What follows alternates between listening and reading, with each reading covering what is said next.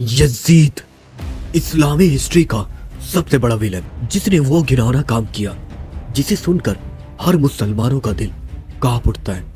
उसके सिर्फ 3 साल के छोटे से दौर में 3 ऐसे वाकयात हुए जो इस्लामी तारीख को हमेशा के लिए बदल गए। करबला, मदीना पर हमला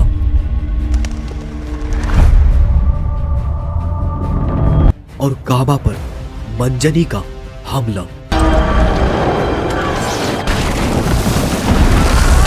सवाल ये सब कैसे और क्यों हुआ?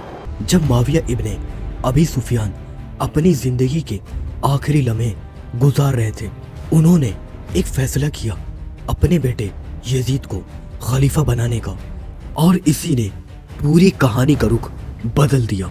ये फैसला एक गैर रवायती था, क्योंकि इससे पहले खलीफा शूरा या इंतखाबात से चुने जाते थे, जैसे अबू बकर, उमर, उस्मान और अली रज़ियल्लाहु। जो ये इस्लामी तारीख में पहली बार हुई कि खिलाफत को इनहेरिटेंस, वरासती बादशाहियत की शक्ल दी गई, जो बिल्कुल भी सही नहीं था। Sorry, I don't like to criticise to anyone, but ये सब कुछ हदीस और सीरत और इस्लामी हिस्ट्री बुक में लिखा है। मुआविया ने शहरों के हुक्मरान को हुक्म दिया कि यजीद के लिए लोगों से बैत ली जाए। ज्यादातर लोगों ने सियासत और दबाव में बैत कर ली, लेकिन कुछ बड़े नामों ने साफ मना कर दिया।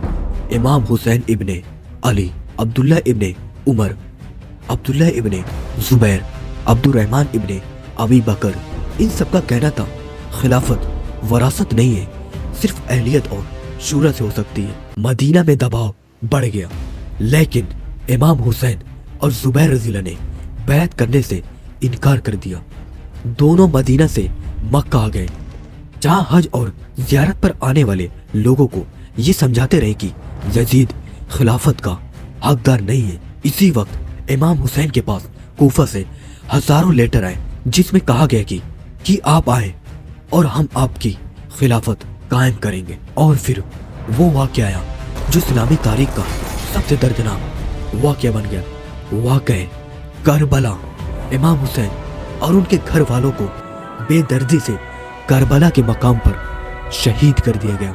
ये वो मंजर जिसने हमेशा के लिए मुसलमानों के दिल पर निशान छोड़ दिया।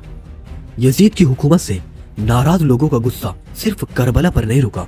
जब मदीना के लोगों ने खुद देखा कि यजीद शराब पीता है, खेल तमाशा में लगा रहता है और दिन का फर्ज भी अदा नहीं करता, इसके जवाब में यजीद ने अपनी फौज भेजी और मदीना पर हमला हुआ, जिसे वाक़या हर्रा कहा जाता है। ये खतरनाक वाक़या था जो कभी भुलाया नहीं जा सकता।